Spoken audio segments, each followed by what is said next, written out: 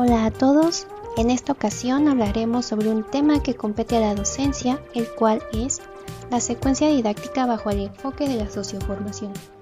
Primeramente, tocaremos lo referente a los puntos clave de la planeación de este tipo de secuencia y después los elementos que la conforman y sus respectivas características.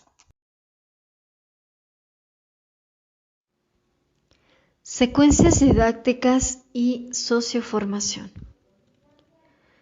Capítulo 3. Metodología general de las secuencias didácticas de la socioformación. Ejes clave en la planeación de la secuencia didáctica desde la socioformación. En este capítulo se analizará una metodología general para planificar secuencias didácticas desde la socioformación, la cual es aplicable a los diferentes niveles educativos y procesos de formación del talento humano. Esta metodología de secuencias didácticas orienta el proceso de planificación de la formación de los docentes. No pretendemos que se siga tal como está formulada, sino que se adapte al modelo educativo de los diferentes países o instituciones educativos con sencillez. Se deberá tomar en cuenta dos aspectos. El primero es la metodología de las secuencias didácticas desde la socioformación. Será abierta y flexible. Estos componentes pueden abordarse de diferente manera y articularse con otros elementos. Y dos, esta secuencia didáctica se convierte en una secuencia didáctica argumentada si se integran los siguientes aspectos: descripción del contexto interno y externo de la escuela, diagnóstico de grupo y fundamentación de las estrategias didácticas establecidas en la secuencia, considerando los resultados de aprendizaje por lograr. En la identificación de la secuencia didáctica debemos de tomar en cuenta el título, nivel educativo, grado o programa de formación, asignatura o módulo, bloque o unidad formativa, docente, docentes, créditos, fecha de inicio y la fecha de terminación. Las competencias a formar son las secciones donde se describe la competencia o competencias que se contribuirán a formar en la secuencia didáctica. Por ello debemos asegurarnos de que realmente se trata de competencias y no de otros aspectos que a veces se confunden con estas, como las actitudes, los valores, las destrezas, conceptos u objetivos.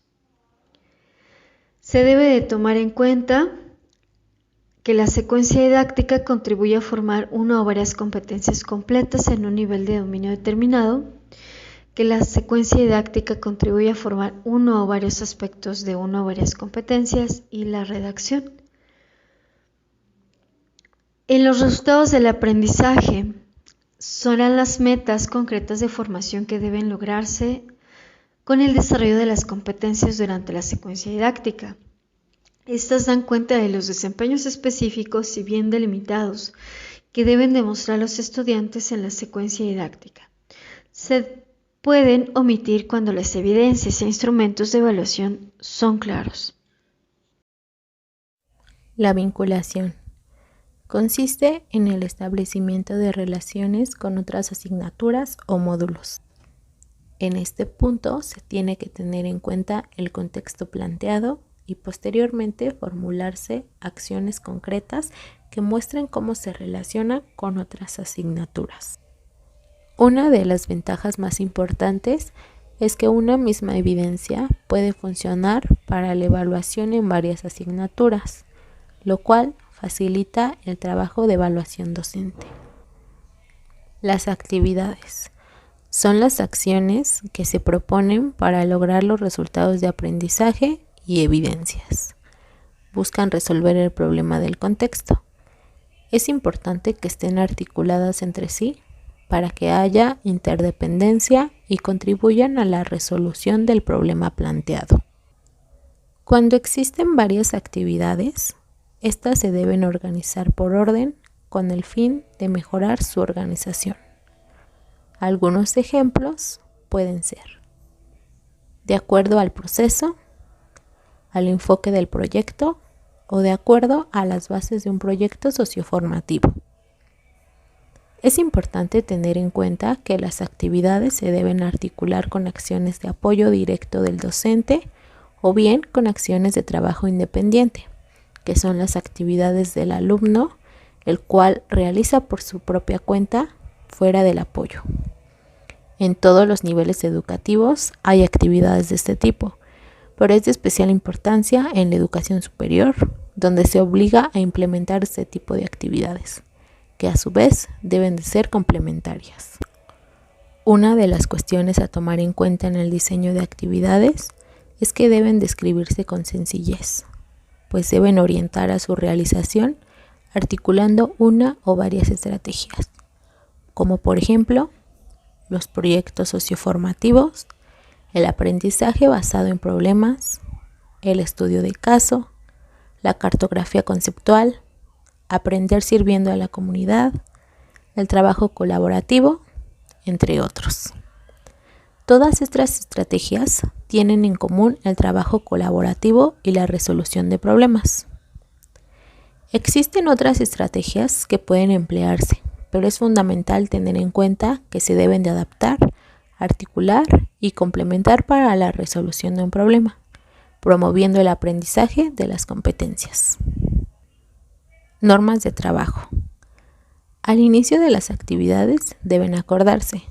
Son esenciales para garantizar un alto nivel de desempeño y es necesario que el docente defina algunas y se le dé oportunidad a los alumnos de definir otras con el fin de una toma de decisiones y participación igualitaria, pues el establecer acuerdos en conjuntos contribuye a crear un ambiente de disciplina y respeto. Proceso metacognitivo. Este consiste en orientar a los estudiantes para la reflexión de su desempeño y su mejora. Para esto, el docente debe orientar al estudiante con algunas preguntas que le posibiliten la reflexión de su desempeño.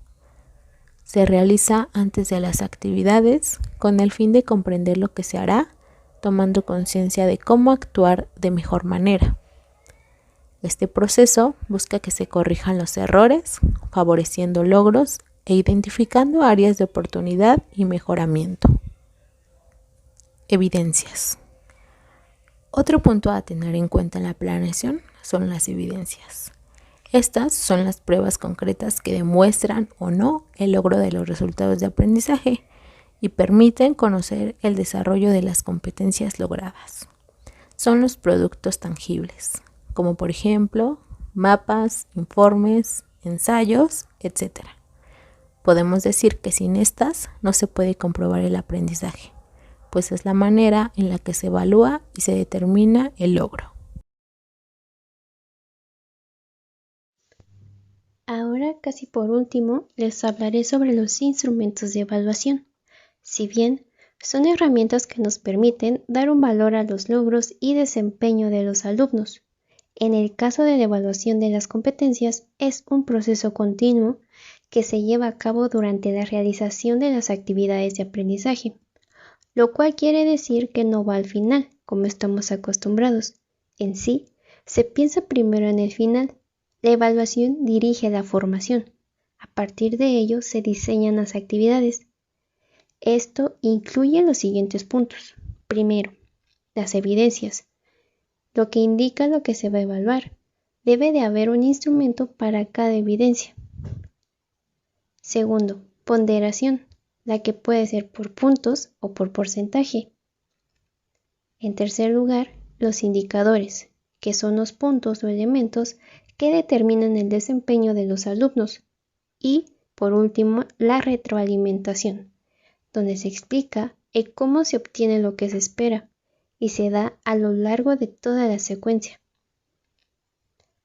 Ahora, sobre los recursos de la secuencia didáctica, son aquellos que se usan durante las actividades, como videos, música, mapas, maquetas, entre otros.